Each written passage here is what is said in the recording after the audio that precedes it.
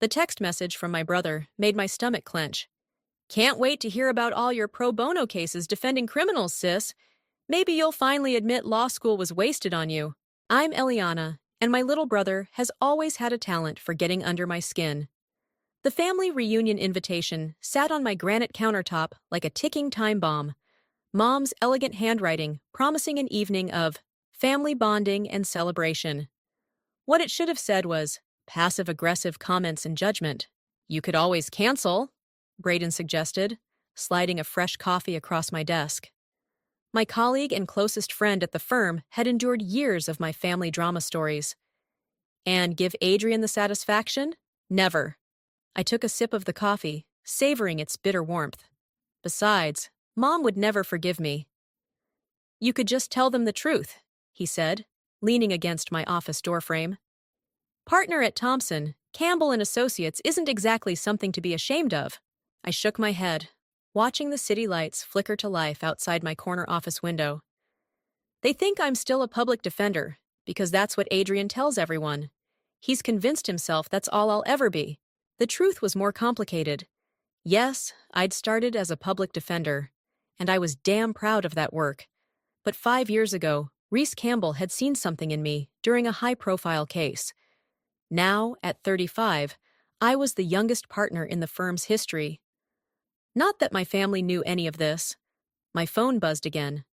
Mom this time. Honey, please try to keep the peace tomorrow. Your brother's going through a lot right now. Going through a lot? I scoffed, showing Braden the message. He's going through a divorce because he couldn't keep his hands off his secretary. That's hardly a tragedy. Speaking of which, Braden's expression turned serious. Have you heard who's handling his wife's case? Before I could answer, my assistant Sarah poked her head in. Ms. Sutton, your mother's here. Mom swept into my office like a perfectly coiffed hurricane, her designer handbag swinging. Eliana, darling, I thought we could have lunch before tomorrow's party. I watched Braden make a strategic retreat, mouthing good luck as he disappeared. Mom, I'm working. You can't just show up. In that tiny public defender's office you're always talking about? She glanced around my obviously luxurious office with confusion. This seems different. I'm covering for a friend. I lied smoothly, the same excuse I'd used for years. What's really going on? She sank into one of my client chairs, her perfectly maintained facade cracking slightly. It's your brother. This divorce. It's going to be ugly. Natasha's hired some high-powered firm. Has she? I kept my voice neutral, though my heart was racing. Thompson, Campbell something or other. They're sharks, apparently. Mom wrung her hands. Adrian's beside himself. He says they'll take everything. I bit back a laugh. If she only knew. Maybe he should have thought about that before sleeping with his 24-year-old secretary, I said, unable to keep the edge from my voice. Eliana, he made a mistake. We all make mistakes. She reached across my desk, patting my hand. Just be gentle with him tomorrow? He's been saying some things about you, I know, but he's hurting. The irony was almost too much to bear. Tomorrow night, at our family reunion, Adrian would undoubtedly mock my career choices again. He'd make snide comments about public defenders and wasted potential, completely unaware that on Monday morning, I'd be sitting across from him in a conference room as opposing counsel's partner. I'll behave if he does, I promised, knowing full well what was coming. Mom stood, smoothing her designer dress. That's all I ask. And darling, maybe wear something a little more professional tomorrow? That navy suit you used to have was nice. I glanced down at my Armani pantsuit and Louboutin heels, easily worth more than what Adrian made in a month. I'll see what I can find. After she left, I pulled up Adrian's divorce file on my computer. There it was in black and white. Natasha Evans versus Adrian Sutton. Primary counsel, Reese Campbell. Partner in charge, Eliana Sutton. My phone buzzed one more time. Another text from Adrian. Hope you're ready for tomorrow, sis. Brought some big news to share. Time to show everyone what real success looks like. I smiled, thinking about Monday morning's meeting. Oh, Adrian, I whispered to my empty office. You have no idea. 5 years earlier, I sat across from Reese Campbell in a cramped courthouse hallway, my public defender's badge feeling like a target on my chest. "You made quite an impression in there," she said, studying me with sharp eyes. "Not many lawyers would have caught that inconsistency in the prosecution's evidence." I clutched my worn briefcase tighter. "Just doing my job." "Your job?" Reese laughed. "You dismantled the DA's entire case. My client was ready to plead guilty until you proved his innocence." That case had been my breakthrough. A young man wrongly accused of armed robbery, his life hanging by a thread. I'd spent weeks piecing together security footage, proving he'd been across town when the crime occurred. "I believe in being thorough," I said, standing to leave. "Wait!" Reese handed me her business card. "Come see me next week. I think you're wasting your talent here." That memory played through my mind as I walked into the family reunion, fashionably late. The country club's banquet room buzzed with conversation, crystal glasses clinking as relatives mingled. "There's my favorite failure!" Adrian's voice boomed across the room. He was already 3 drinks in, his designer suit slightly rumpled.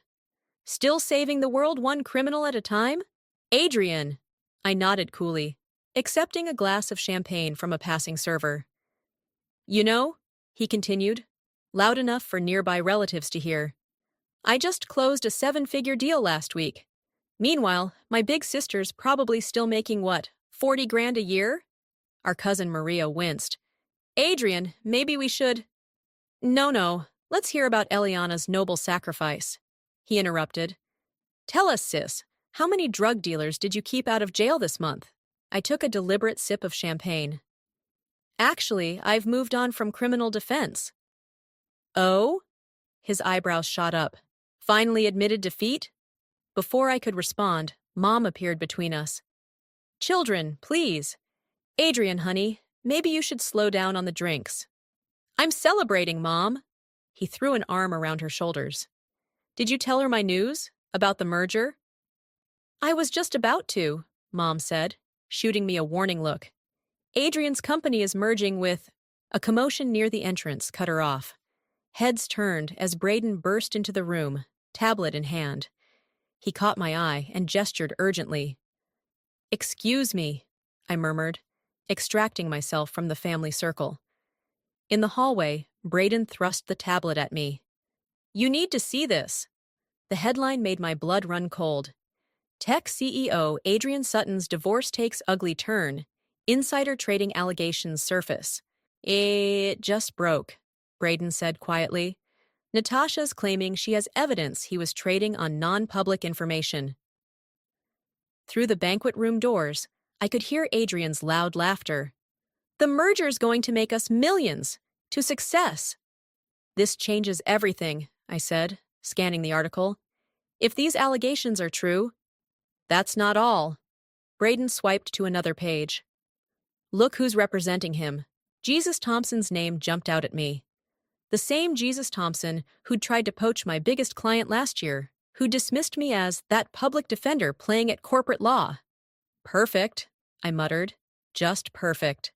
My phone vibrated, Reese calling. I answered on the first ring. "Tell me you've seen the news," she said without preamble. "I'm looking at it now. The insider trading allegations. Change everything," she finished.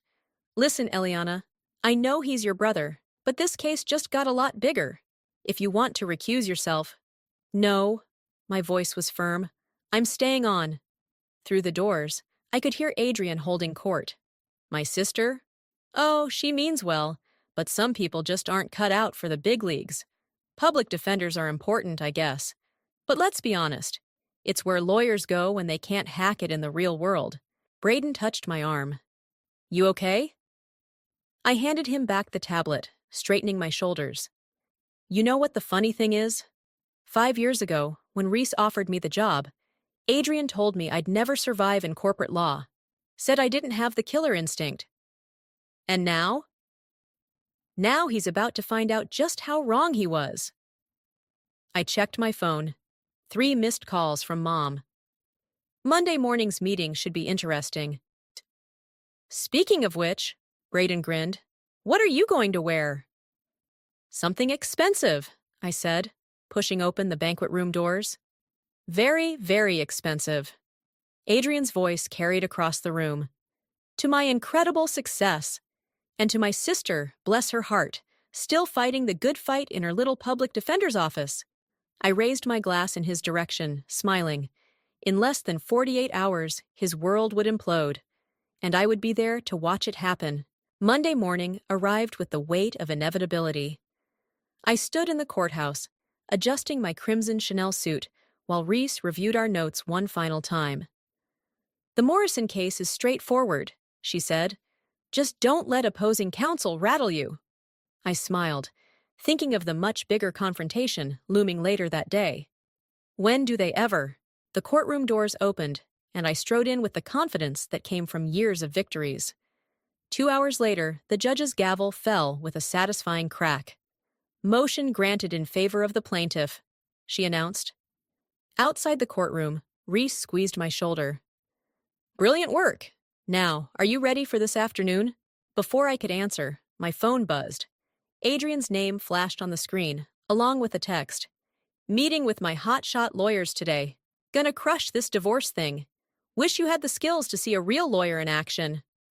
Oh, I'll have a front row seat, I muttered. Ms. Sutton? Our assistant appeared, looking nervous. Natasha Evans is here for your 11 o'clock. I found Natasha waiting in my office, perfectly put together in designer clothes that Adrian had probably bought her. She stood when I entered, extending her hand. I had no idea you were... She gestured vaguely. Adrian always said that I was a struggling public defender, I finished, gesturing for her to sit. Yes, he likes that story. I'm sorry, she said quietly. If I'd known you were his sister, I wouldn't have... Stop. I held up a hand. You hired this firm because we're the best. My relationship with Adrian doesn't change that. Reese entered, carrying a thick file. Let's talk about these insider trading allegations. Natasha's perfectly maintained facade cracked slightly. I found the emails 3 months ago. He was using information from board meetings to tip off investors. The merger. It's not what everyone thinks. Does he know you have this evidence? I asked. No. She pulled out her phone, showing us a series of screenshots. He thinks I'm just after the money. He has no idea. That he could go to prison, Reese finished. My stomach twisted. As much as Adrian deserved to be taken down a peg, this was serious. Have you shown these to anyone else? Just my friend at the SEC, Natasha said. She's the one who told me to get a lawyer. A knock interrupted us. Braden poked his head in. Sorry to interrupt, but Jesus Thompson is here. He's early for the 2 o'clock and making a scene in reception. Of course he is, I muttered. Natasha, would you excuse us? In the reception area, Jesus Thompson stood in an expensive Italian suit, radiating arrogance. Where's Campbell? I'm not dealing with associates today. Actually, I stepped forward, you'll be dealing with me. He looked me up and down dismissively. And you are? Eliana Sutton, managing partner for this case. His eyes narrowed. Sutton? Any relation to the client you're representing? Yes. I smiled coldly. Shall we move this to the conference room? Jesus's face reddened. This is a conflict of interest. I'll have you disbarred. You'll do nothing of the sort, Reese said, appearing beside me. We've already cleared it with the ethics board. Now, shall we discuss the terms of your client's surrender, or would you like to continue making threats? The elevator dinged. Adrian stepped out, his usual smirk freezing when he saw me. Eliana? He looked between me and Jesus. What are you doing here? Working, I said simply. Conference room 3 is this way. Adrian grabbed Jesus's arm. What's going on? Why is my sister here?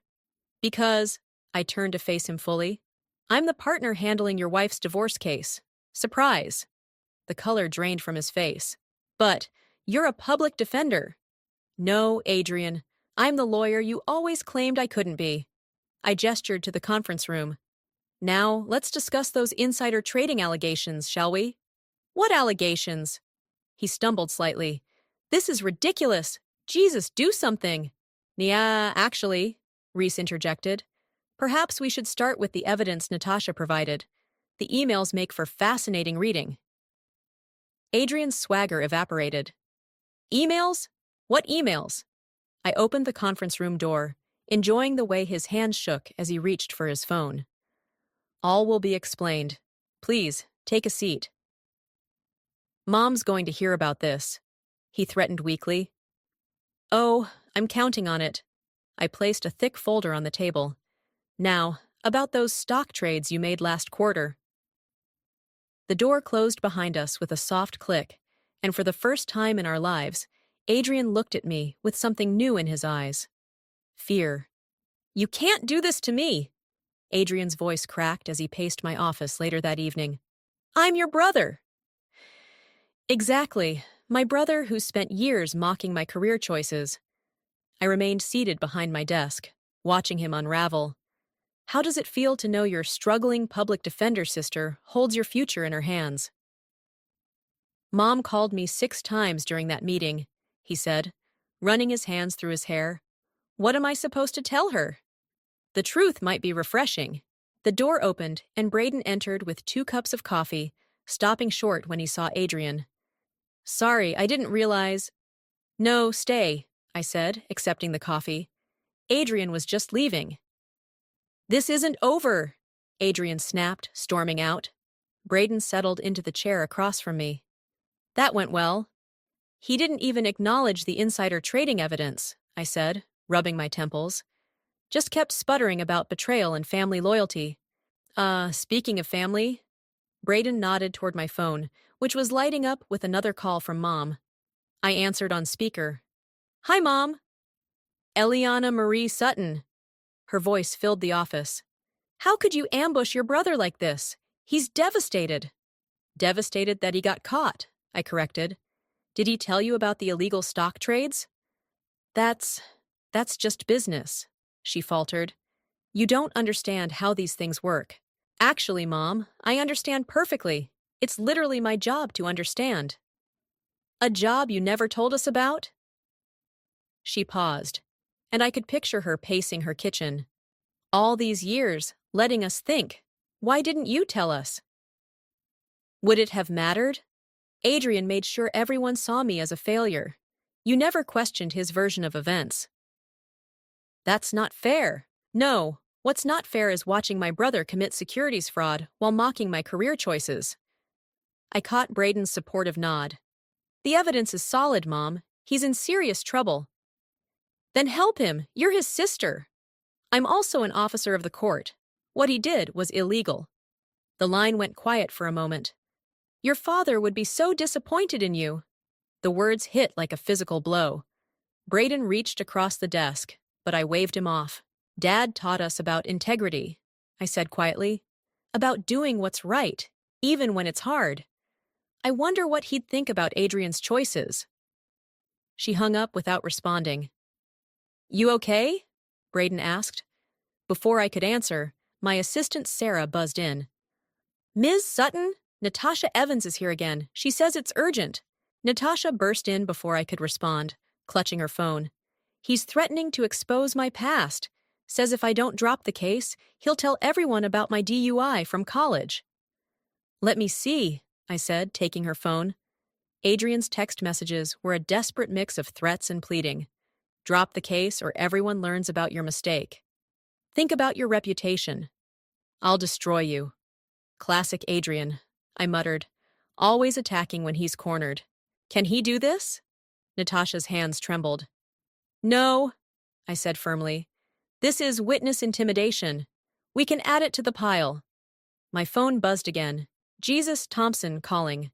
I put it on speaker. Your brother's willing to deal, he said without preamble. Full financial settlement. Natasha gets what she wants. We just need the insider trading evidence destroyed. That's not happening, I replied. The SEC's already involved. Think about your family, Eliana. Once this goes public, are you actually suggesting I commit a felony to help cover up another felony? I interrupted. Careful, Jesus. That could get us both disbarred. He hung up with a curse. Braden leaned forward. What's your play here? I looked at Natasha, then back at the mounting evidence on my desk. We pushed forward. Adrian needs to learn actions have consequences. He'll never forgive you, Natasha said softly. Maybe, but I'll never forgive myself if I let him continue thinking he's above the law. My phone lit up with another text from Adrian. Final chance, sis. Back off or this gets ugly. You're not the only one with secrets. I showed it to Brayden, who whistled low. He's desperate. Good, I said, reaching for my briefcase. That means we're winning. Where are you going? Natasha asked. To see my mother, I stood, straightening my jacket. It's time she learned who her children really are. As I headed for the elevator, Brayden called after me. What if Adrian's right? What if this destroys your family? I turned back, thinking of all the years of mockery, the dismissive comments, the constant belittling of my choices. Some things, I said quietly, need to be destroyed before they can be rebuilt. The elevator doors closed, and I steeled myself for the confrontation ahead. Adrian had always accused me of lacking killer instinct. He was about to learn just how wrong he'd been. The pre-settlement conference room felt like a pressure cooker. Adrian sat across the table, flanked by Jesus, and another attorney I didn't recognize. His usual swagger was gone, replaced by dark circles under his eyes and a slightly rumpled collar. Before we begin, Jesus announced, my client has prepared a statement. Save it, Reese cut in. We're here to discuss numbers and criminal liability. Adrian's head snapped up. Criminal liability? This is a divorce settlement. It was, I said, sliding a folder across the table, until we found these. The new attorney, a nervous-looking man named Paul, opened the folder and blanched.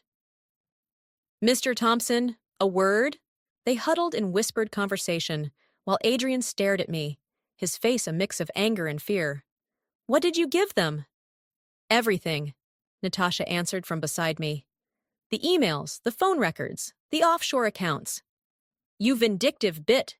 Choose your next words carefully, I interrupted. They're being recorded. Jesus returned to the table, his confidence visibly shaken. We need to discuss parameters. Parameters? Reese laughed. Your client committed securities fraud. The SEC has been notified.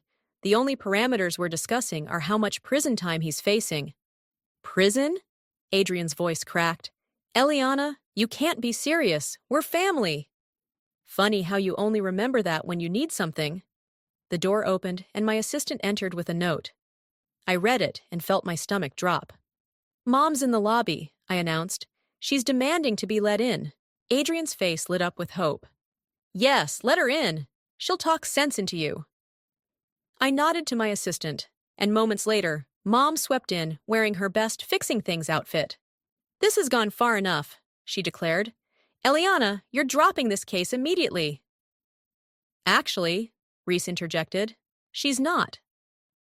And who are you two? I'm the founding partner of this firm, Reese stood. And your daughter is one of our most valuable partners. She's not going anywhere. Mom's perfectly maintained facade cracked slightly. Partner. Surprise, I said dryly. Turns out the struggling public defender did okay for herself. But Mom sank into an empty chair. All this time, I confirmed, I let Adrian spin his little narrative because it was easier than fighting it. But now, I turned to my brother. Now you've crossed a line that family can't fix. The SEC will be here in 20 minutes, Reese added. Last chance for a deal. Jesus leaned over to whisper in Adrian's ear. My brother's face went through a rapid series of emotions before settling on defeat. What are your terms? He asked quietly. Full financial disclosure, I began. Natasha gets 70% of all assets. You admit to the insider trading, cooperate with the SEC investigation, and take whatever plea deal they offer. That's insane, Mom protested. Adrian, don't you dare! Mom! Adrian's voice was hollow. Stop! She has everything. The emails, the trades, the shell companies. She has it all. But she's your sister. She can't testify against you. That's spousal privilege, Mom, I corrected. Siblings can absolutely testify against each other, and I will. The room fell silent, except for the ticking of the wall clock. Finally, Adrian reached for the settlement papers with a shaking hand. You've won, he said, not meeting my eyes. You've finally proven you're better than me. Happy? This was never about being better than you, I replied. It was about being better than what you thought I was. He signed the papers without another word. Mom started crying quietly. The SEC agents will want to speak with you next, Reese informed him. I suggest you cooperate fully. It might mean the difference between 5 years and 10. Adrian stood on unsteady legs. I need some air before they arrive. Don't even think about running, Jesus warned. It'll only make things worse. As Adrian headed for the door, he paused beside my chair. For what it's worth, he said softly, I was wrong about you. You're not just a killer lawyer, you're ruthless. No, I corrected him. I'm just not afraid of you anymore. He nodded once and left. Mom followed, pausing only to say, I hope this was worth destroying our family. After they were gone, Natasha touched my arm. Thank you. For everything. I watched through the conference room windows as Adrian waited by the elevators, shoulders slumped, his whole world crumbling around him. The brother who had tormented me for years now looked small and broken. You okay? Reese asked quietly. Ask me again when this is over, I replied, gathering my papers. The SEC will be here soon. Let's finish this. The elevator dinged, and I watched Adrian step inside, disappearing behind closing doors. It felt like the end of something, but also, maybe, the beginning of something else. Something true. The news broke on a Tuesday morning. Tech CEO faces securities fraud charges, splashed across every financial website, accompanied by Adrian's corporate headshot. My phone hadn't stopped buzzing since dawn. Your brother's asking to see you, Braden said, appearing in my doorway. He's in the building's lobby. I found Adrian sitting alone on a leather bench, looking like he'd aged 10 years overnight. His designer suit was replaced by khakis and a wrinkled polo shirt. They froze my accounts, he said without looking up. All of them. That's standard procedure in fraud cases. Jesus dropped me as a client. He laughed bitterly. Said I'm too toxic now. Mom's not answering my calls. Even my doorman looked at me differently this morning. What do you want, Adrian? He finally met my eyes. Help me fix this. It's too late for that. Is it? He stood, desperation clear in his voice. You're the best lawyer I know. Yes, I can admit that now. There has to be something. The only thing left is to cooperate fully and hope for leniency. I crossed my arms. The evidence is overwhelming. Because my wife betrayed me. Because my sister. Because you broke the law. I cut him off. Repeatedly and deliberately. This isn't about betrayal. It's about consequences. The lobby security guard was watching us nervously. Adrian noticed and deflated slightly. You know what the worst part is? He said quietly. All those years I spent mocking you, you were becoming everything I pretended to be. Successful, respected, powerful. You didn't just mock me, Adrian. You actively tried to diminish me. Every family gathering, every holiday, every chance you got. Because I was jealous. The words exploded out of him, echoing through the lobby. You were always the smart one, the driven one, Dad's favorite. Dad's been gone for 15 years. And you're still trying to make him proud while I'm... He gestured vaguely at himself. This. The elevator dinged, and Reese stepped out, followed by 2 SEC agents I recognized from yesterday's interviews. Mr. Sutton, one of them called. We have some follow-up questions. Adrian's shoulders slumped. I suppose this is karma. No, I said. This is justice. There's a difference. Miss Sutton, the other agent nodded to me. We'll need to speak with you as well. Of course. I turned back to Adrian. Get a good criminal defense attorney. Not a flashy one, a competent one. I can recommend several. You're still looking out for me, he said wonderingly. After everything. You're still my brother. That doesn't mean I'll save you from your own choices. The agents led Adrian toward a conference room, but he paused at the door.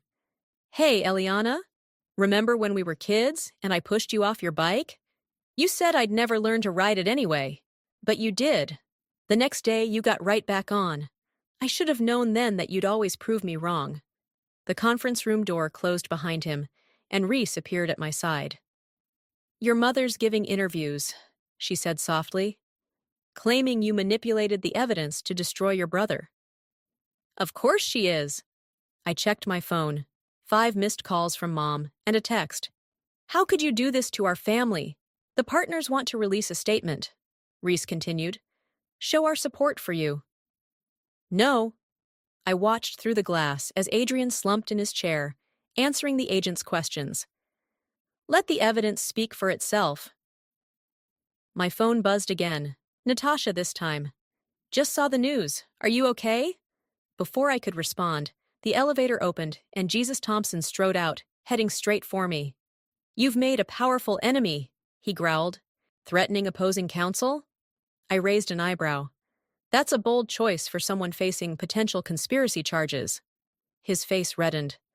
I had no knowledge of— Save it for the ethics board, Reese interrupted. I believe they're very interested in your involvement. Jesus stormed off, nearly colliding with Braden, who was approaching with coffee. Your mom's on line 1, he said, handing me a cup. Again, let it ring.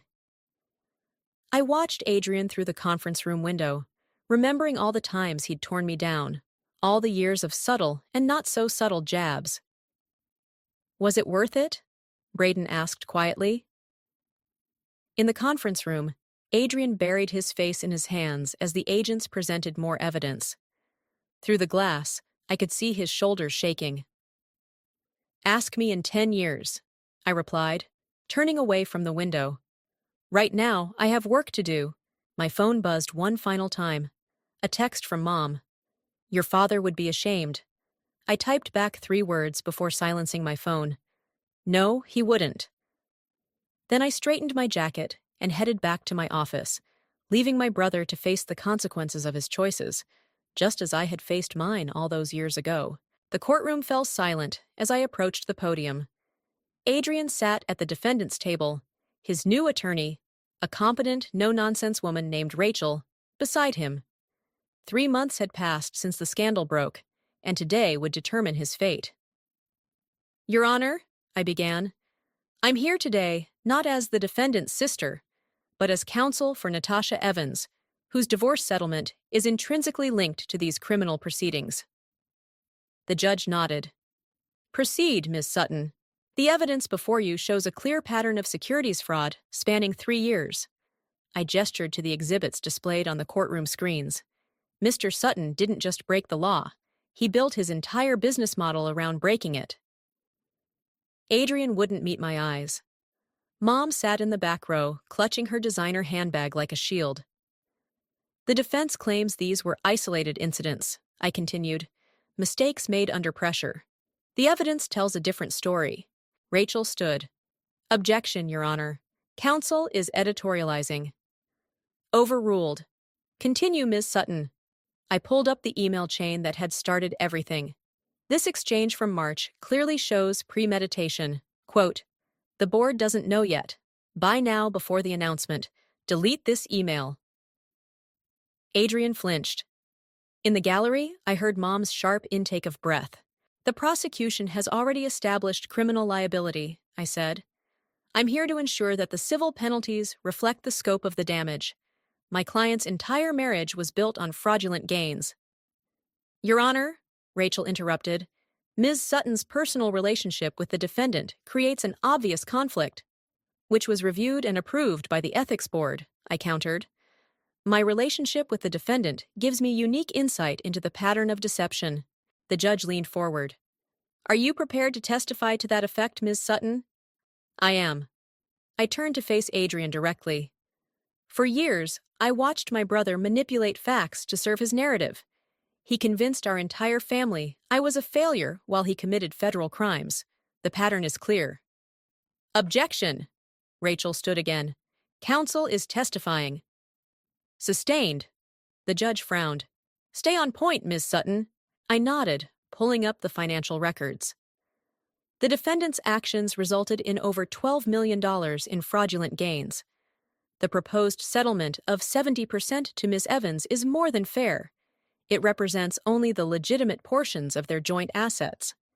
Adrian whispered something to Rachel, who shook her head sharply. Furthermore, I continued, we ask the court to consider these civil penalties in conjunction with the criminal charges. Mr. Sutton's cooperation, while late, has been helpful in identifying other participants in the scheme. Jesus Thompson, sitting in the back near Mom, shifted uncomfortably. The SEC's investigation is ongoing, I concluded, but the damage to innocent investors is clear. We ask the court to approve the settlement as structured. The judge reviewed her notes. Ms. Rachel, your response? Adrian's attorney rose. Your Honor, while we don't contest the basic facts, we believe Ms. Sutton's personal vendetta. Objection, Reese called from our table. Sustained, the judge said. Counsel, stick to the settlement terms. Rachel adjusted her approach. We request a more equitable distribution, considering my client's cooperation. His cooperation came only after he was caught, I interrupted, and only after attempting to intimidate witnesses. The judge held up her hand. I've heard enough. Based on the evidence presented, I'm approving the settlement as structured. Mr. Sutton, please rise. Adrian stood on shaky legs. The civil penalties in this case will be addressed separately from your criminal sentencing next week, she continued. But let me be clear. Your attempts to blame family dynamics for your criminal behavior are not persuasive. Your Honor, Rachel started. No. The judge's voice was firm. The evidence is overwhelming. The settlement stands. She banged her gavel. Court adjourned. As people began filing out, Adrian turned to me. Happy now? No, I replied honestly. But it's done. Mom approached, her face tight with anger. I hope you're satisfied, destroying your brother's life for some petty revenge. Mom! Adrian's voice was tired. Stop! She didn't destroy anything. I did this to myself. The admission seemed to shock her into silence. Reese appeared at my elbow. SEC wants to talk to us about Thompson's involvement. I nodded, gathering my files. As I turned to leave, Adrian called after me. Hey, sis! His voice cracked slightly. Remember when we were kids and you wanted to be a superhero? What about it? You said you wanted to fight for justice. He smiled sadly. Guess you got your wish. I watched as the bailiff led him away, Mom trailing behind them, still clutching her handbag. The courtroom emptied until only Reese and I remained. You okay? She asked. Ask me after his criminal sentencing next week. I straightened my jacket. Right now, we have more work to do. We walked out together, leaving behind the echoes of family bonds, broken and reformed in the pursuit of justice. Sometimes, I realized, being a hero meant making the hardest choices, even when they hurt the ones we love. The prison visiting room smelled of industrial cleaner and stale coffee. Adrian sat across from me in his beige jumpsuit, looking smaller than I remembered. 3 years into his 5-year sentence, this was only our second visit. You cut your hair, he said by way of greeting. You grew a beard. I gestured to his face. It suits you. Not much choice in here. He fidgeted with his sleeve. Thanks for coming. I wasn't sure you would. Your letter was convincing. He nodded, glancing around the room where other inmates visited with family. Mom finally stopped sending money to my commissary account. I know. She called me about it. Really? His eyebrows shot up. You two are talking again? We had lunch last week. I smiled slightly. She admitted she might have been wrong about a few things. Adrian leaned forward, lowering his voice. Is it true what I heard about Jesus Thompson? 15 years? 17. Turns out he was running schemes with half a dozen other clients. Your cooperation helped bring that to light. Karma's a bitch, he muttered, then caught himself.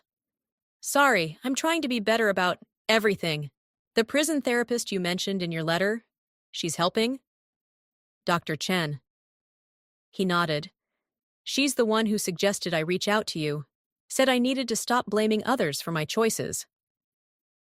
A guard walked past, and we fell silent until he passed. I saw your name in the paper, Adrian said. That big civil rights case you won? You're following my cases? Every one I can find. He smiled weakly. Turns out the prison library gets all the major papers. I've become quite the legal scholar. Better late than never. Yeah. He rubbed his face. Listen, I've been practicing what to say to you for months. Can I just... I nodded. I was jealous, he said simply. Not just of your success, but of your integrity. You knew who you were, what you stood for. I was so busy trying to look successful that I forgot to actually be good at anything real. Adrian, let me finish. He held up a hand. What I did was wrong. Not just the fraud, but how I treated you. All those years of putting you down, making you feel small. I did it because I felt small, and I'm sorry. The words hung between us, heavy with decades of history. Natasha got remarried, I said finally. I know, to that kindergarten teacher. He smiled genuinely. Good for her. She deserves to be happy. A bell rang, signaling the end of visiting hours. Before you go, Adrian said quickly, I have something for you. He pulled a folded paper from his pocket. Made it in the woodshop here. It was a carefully drawn blueprint for a bicycle, the same model I'd learned to ride on after he pushed me off. Thought maybe, he hesitated, maybe when I get out, I could build one. For your kid. I stared at him. How did you know I was... Mom mentioned you've been sick in the mornings. He shrugged. I can do math. I haven't told anyone at work yet. Secret's safe with me. He stood as the guard approached. For what it's worth, you're going to be an amazing mother. You always were better at taking care of people than I was. I tucked the blueprint into my bag. You know, they have a law library here. Yeah? Could always use some pro bono help with research, if you're interested. His face lit up. Really? You said you're following my cases. Might as well make yourself useful. The guard cleared his throat. Time's up. Adrian nodded. Thank you for coming, for listening, for everything. That's what big sisters do. No, he said seriously. That's what good people do. I'm just sorry it took me so long to see that. As I gathered my things, he called after me. Hey, Eliana. Yeah? When the baby comes, will you tell them about me? I turned back.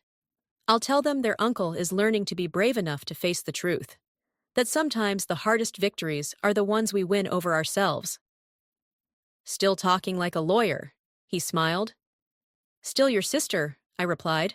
Walking out of the prison, I placed a hand on my stomach, thinking about cycles breaking and new beginnings. My phone buzzed, Braden reminding me about tomorrow's deposition. The world of justice and consequences continued turning, but something had shifted, like a broken bone finally setting right. It wasn't forgiveness exactly, but understanding.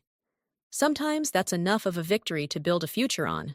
I took one last look at the prison before getting in my car.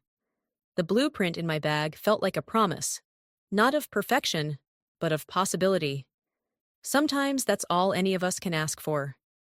That and the courage to keep pedaling forward, no matter how many times we fall.